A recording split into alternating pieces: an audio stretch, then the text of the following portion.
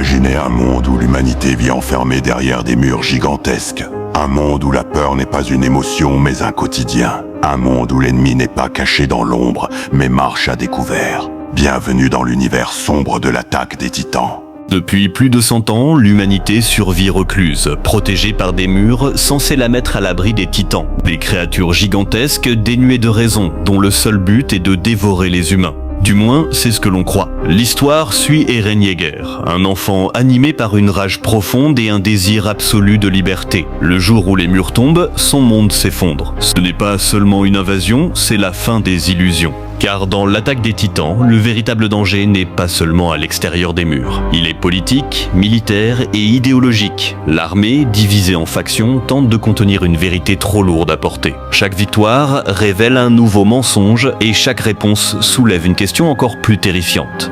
Peu à peu, les titans cessent d'être de simples monstres. Ils deviennent des symboles, des armes, la conséquence de la cruauté de l'homme. La frontière entre bourreau et victime s'efface.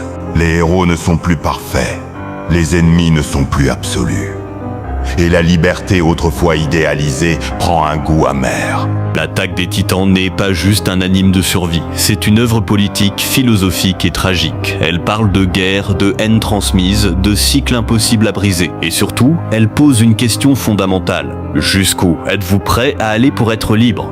Dans ce monde, chaque choix a un prix, chaque révélation détruit une certitude, et chaque pas vers la liberté rapproche un peu plus du chaos. Plongé dans une œuvre où l'humanité lutte autant contre les titans que contre elle-même,